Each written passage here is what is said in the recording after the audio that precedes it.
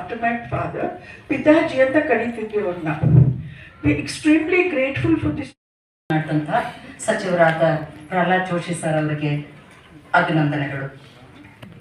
ಈಗ ಮುಂಬೈನ ಚಲನಚಿತ್ರ ನಿರ್ಮಾಪಕರು, ಜೀವನ ತರಬೇತಿದಾರರು ಹಾಗೂ ಪ್ರಸ್ತುತ KF ಪಾಟೀಲ್ ಸರ್ ಅವರ ಪುತ್ರಿಯು ಪಾಟೀಲ್ ಮೇಡಮ್ ಅವರಿಂದ ಸಾಂದರ್ಭಿಕ ನುಡಿಗಳು.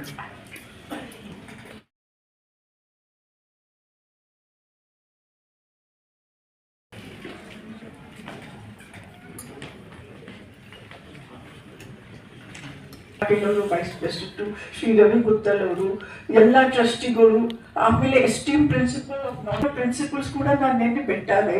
So really to all of you, all the Lingayat education society and all the guest sitting here. ಕೇಂದ್ರ ಸರ್ಕಾರದ ಸಚಿವರು, ನಮ್ಮೆಲ್ಲರ ಹಿರಿಯರಂತ ಸನ್ಮಾನ್ಯ ಶ್ರೀ ಪ್ರಹ್ಲಾದ್ ಸರ್ ಜೋಶಿ ಅವರೇ, ಮುಖ್ಯ ಅತಿಥಿಯಾಗಿ ಆಗತಂತ ಕರ್ನಾಟಕ ರಾಜ್ಯ ಸರ್ಕಾರದ ಉಪಸಭಾಪತಿಗಳು, ಆತ್ಮೀಯರಾದಂಥ ಸನ್ಮಾನ್ಯ ಶ್ರೀ ರುದ್ರಪ್ಪ ಲಮಾಣಿ ಅವರೇ, ನಮ್ಮೆಲ್ಲರ ಹಿರಿಯರು, ಮಾರ್ಗದರ್ಶಕರಾದಂಥ ಸನ್ಮಾನ್ಯ ಶ್ರೀ ಪ್ರಭಾಕರ್ ಸರ್ ಕೋರೆ ಅವರೇ, ಇವತ್ತಿನ ಈ ಒಂದು ಕಾರ್ಯಕ್ರಮದ ಅರುಣಾರಾಜಿ ಪಾಟೀಲ್ ಅವರೇ, ಜಿಲ್ಲಾಧಿಕಾರಿಗಳಂಥ ಯಶವಂತ್ ಅವರೇ, ನಮ್ಮ ಸಂಸ್ಥೆಯ ಕಾರ್ಯಾಧ್ಯಕ್ಷರಂಥ ಅನಿಲ್ ಕೋರೆ ಅವರೇ, ಕಾರ್ಯದರ್ಶಿಗಳಂಥ ದೇಸಾಯಿ ಅವರೇ, ಹಾಗೂ ಪ್ರಾಂಶುಪಾಲರಂಥ ರಾಯ್ ಮೇಡಮ್ ಅವರೇ, ಹಾಗೂ ಇಲ್ಲಿ ಸೇರಿದಂಥ ಎಲ್ಲ ಹಿರಿಯರೇ, ಬಹಳ ಒಂದು ಅತ್ಯಂತ ಅರ್ಥಪೂರ್ಣವಾದಂತಹ ಒಂದು ಕಾರ್ಯಕ್ರಮದಲ್ಲಿ ಇವತ್ತು ನಾವು ನೀವೆಲ್ಲ ಸೇರಿದ್ದೀವಿ.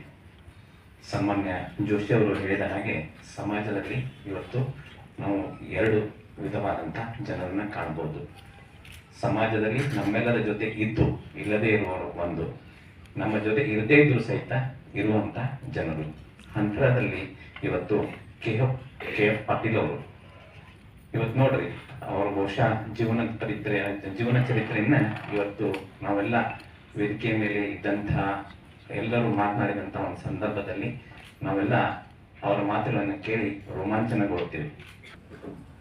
ಕೇಳಿ ಪರಿವಾರದ ಪರವಾಗಿ ತಮಗೆಲ್ಲ ನಾನು ಅತ್ಯಂತ ಹೃದಯಪೂರ್ವಕವಾದಂತಹ ಒಂದು ಅಭಿನಂದನೆಯನ್ನ ಈ ಒಂದು ಸಂದರ್ಭದಲ್ಲಿ ಹೇಳಬಯಸ್ತೇನೆ. ತಾವು ಈ ಒಂದು ಸಂಸ್ಥೆಯ ಮೇಲೆ ಒಂದು ವಿಶ್ವಾಸವನ್ನಿಟ್ಟು ಈ ಒಂದು ಸಂಸ್ಥೆಯ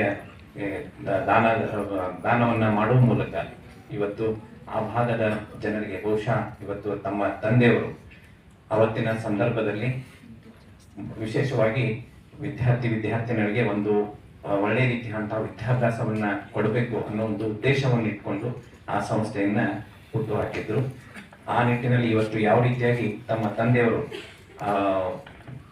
ಒಂದು ಉದ್ದೇಶವನ್ನು ಇಟ್ಕೊಂಡಿದ್ರು, ನಿಶ್ಚಿತವಾಗಿ ಸಹಿಸಿದ ಈ ಒಂದು ಸಂಸ್ಥೆ ಆ ಉದ್ದೇಶವನ್ನು ಈಡೇರಿಸುವಂತಹ ಒಂದು ಕೆಲಸವನ್ನ ಮುಂಬರುವಂತಹ ಒಂದು ದಿನಗಳಲ್ಲಿ ವಿಶೇಷವಾಗಿ ಗ್ರಾಮೀಣ ಪ್ರದೇಶದ ಮಕ್ಕಳಿಗೆ ಮಾಡುತ್ತಿದೆ ಅಂತ ಹೇಳಿ ಈ ಒಂದು ಸಂದರ್ಭದಲ್ಲಿ ನಾನು ತಮಗೆ ಹೇಳಬಯಸ್ತೇನೆ.